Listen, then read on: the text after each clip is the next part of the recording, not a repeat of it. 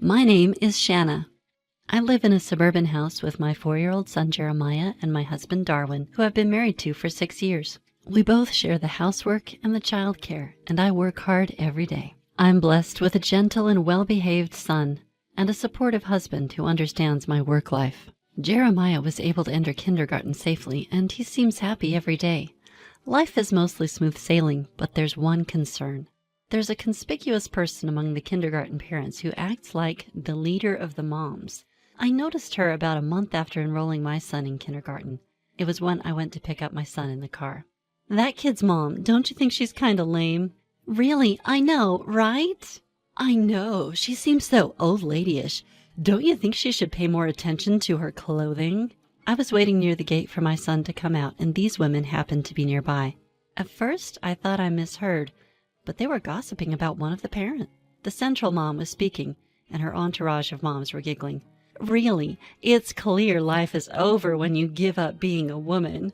Yeah, just like Jody says. The central mom's name seemed to be Jody. Since my husband and I took turns picking up, I didn't know about her existence until then. Ordinarily, I wouldn't want to get involved with people like these, but at that moment I was too rash.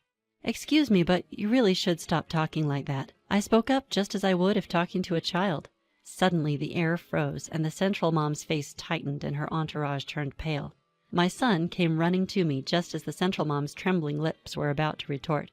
"Mommy, today was fun again!" Glancing at her son, who had jumped over, the woman left. At the time, I only thought, this might be a bit awkward.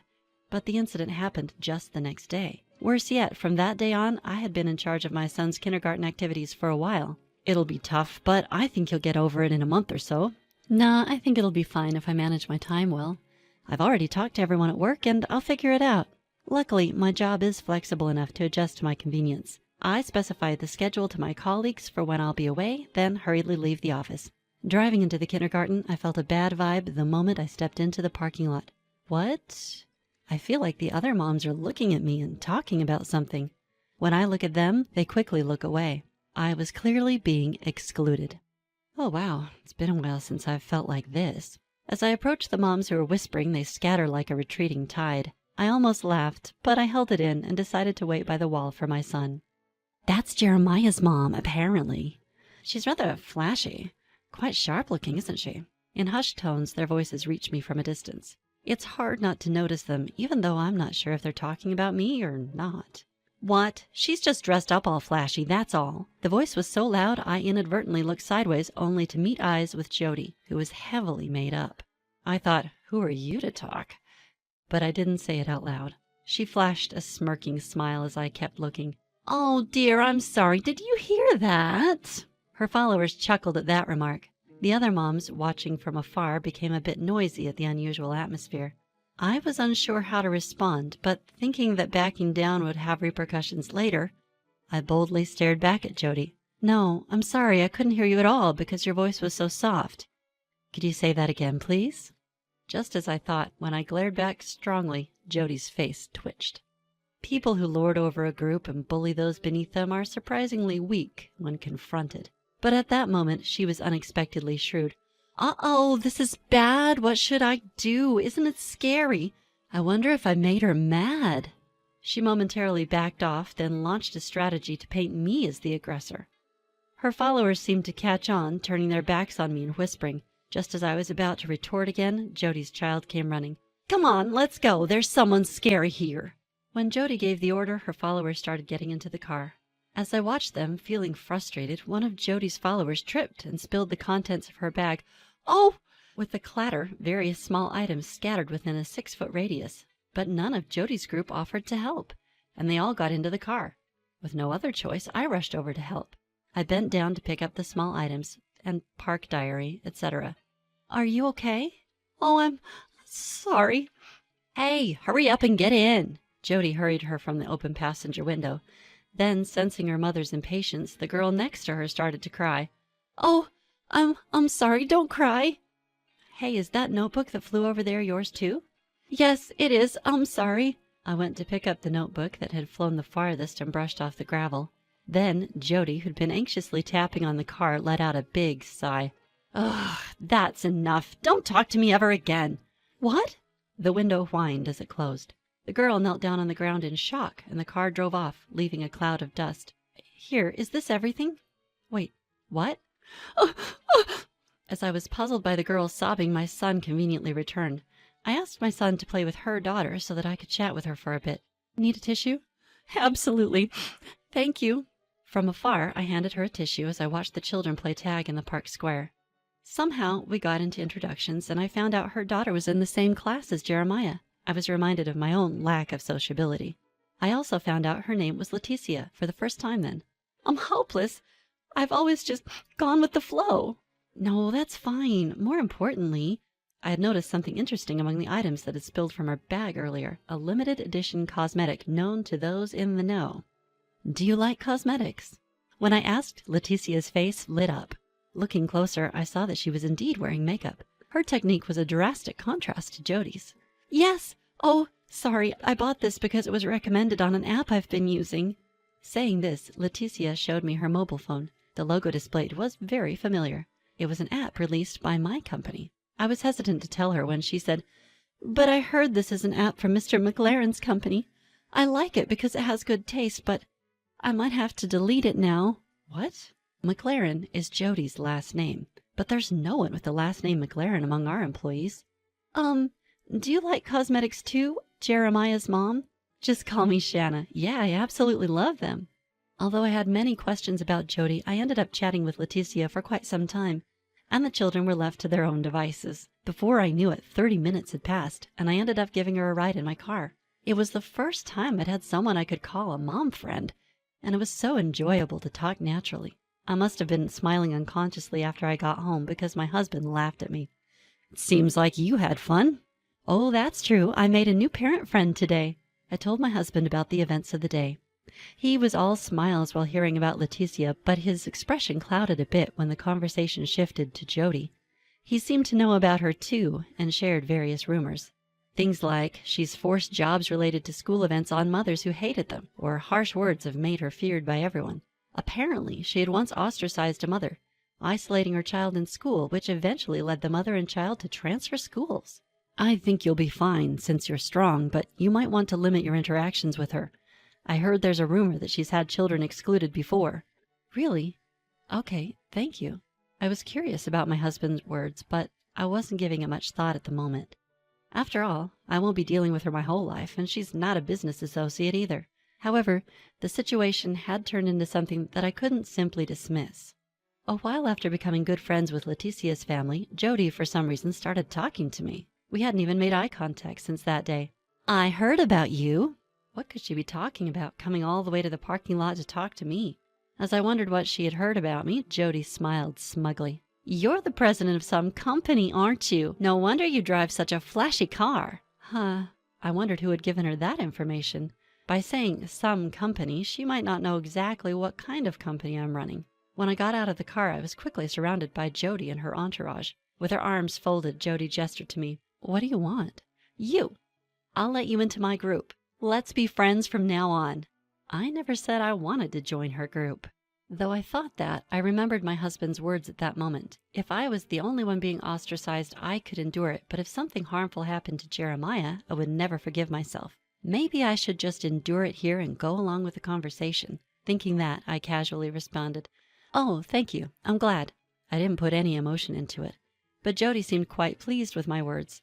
She promised to have lunch with me tomorrow and left in a good mood, leading her entourage. What was that all about?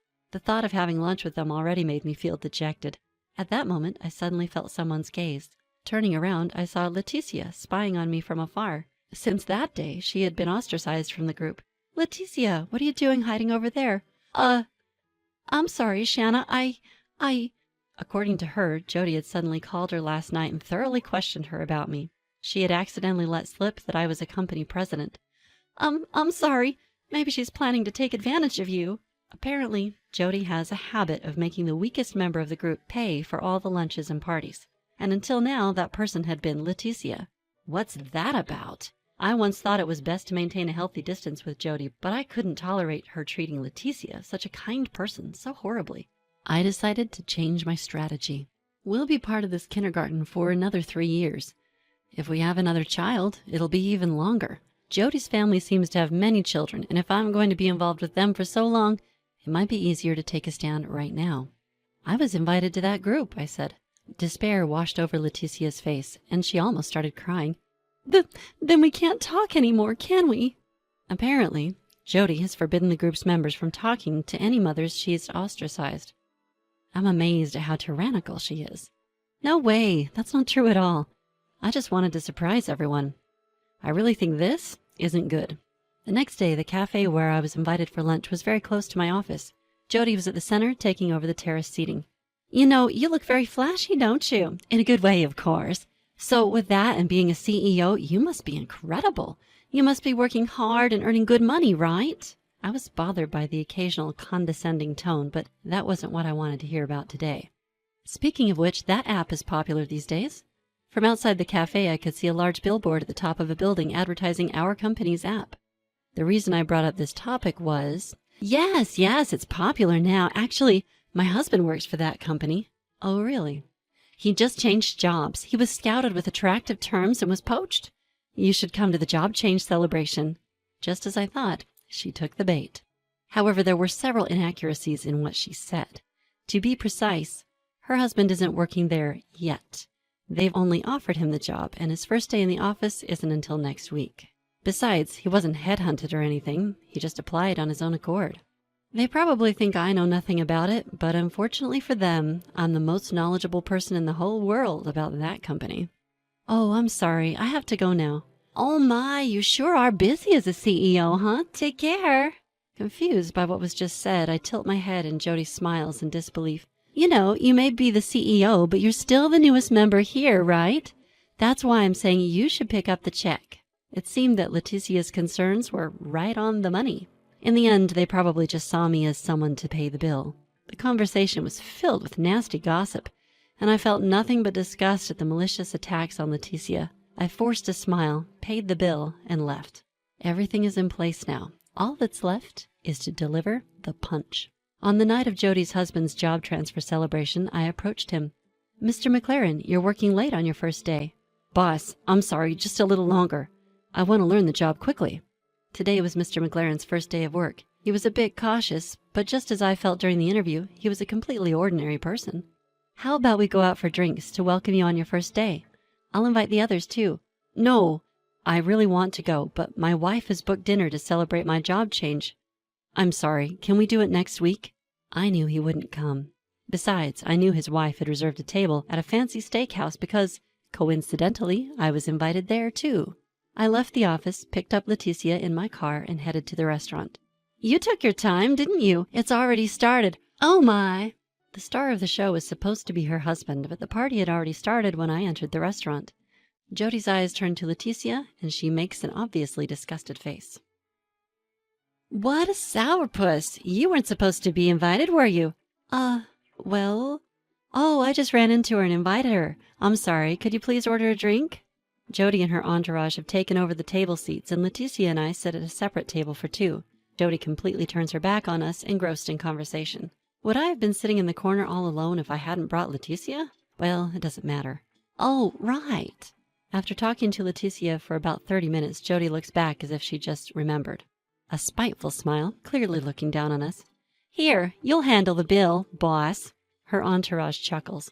I laughed too. It was such a predictable turn of events. Yes, that's fine. You're part of the group now, so it's only natural. Oh, that person will be showing up soon, too. At that moment, I stood up. When I went down the hallway leading to the bathroom and eavesdropped, I heard that Jody's husband had just entered the restaurant. Wow, everyone. I'm sorry to keep you waiting. Everyone wants to celebrate you. I'm proud that you joined that company. Everyone has downloaded the app, although they seem to have been eating and drinking quite a bit, sidelining the main person. But I thought, thanks for downloading the app. But is this place okay? It looks really expensive. Oh, don't worry about it. The new mom will pay for everything. Being rich is nice, isn't it? The crowd around burst into laughter. Then, without waiting for me to come back, I heard a toast being raised. I sighed and snuck back to my seat at the edge of the room. It was a coincidence, but my seat was behind Mr. McLaren, and in just the right position so he couldn't see me. But you know what I think? Men and women really should have separate roles, I believe, she said loud enough for me to hear. This was one of Jody's favorite topics. You see, if a mom's not at home, the kids are going to suffer, right? Plus, I don't think women can do a good job in the workplace. Hey, now don't say that. My current boss is a woman, you know. That's my point. I'm sure you'd do a better job if you were the boss. That was the last straw for me. I couldn't help but let out a laugh, and Jody glared at me. What are you laughing at? It's the truth. I don't know what kind of company you run, but that should be left to men. What? No, I'm sorry, but the app my company created seems to be used by all of you, and it's doing great, so don't worry. Saying that, Jody's face twisted, not understanding. Mr. McLaren turned to look at my face and went pale. What nonsense are you talking about? That's enough. I'm disgusted. Just leave the money and go. Hey, you, what are you saying to the boss? Good work today, Mr. McLaren. Congratulations on the new job. He noticed my empty glass, and Mr. McLaren hurriedly brought a beer bottle. As I was refusing it, I could see Jody's face getting more and more twisted, unable to catch up with the situation. Her followers were also confused and murmuring. Mr. McLaren apologized with such force it looked like he was about to put his head to the floor. Ma'am President, my wife has been quite rude this time. I must apologize. No way. This is just unacceptable. Looks like Mr. McLaren will have to be fired. Just kidding. As I joked like that, McLaren clung to me and apologized. I quickly apologized back to lighten the mood, knowing that this would leave nothing but a feeling of harassment.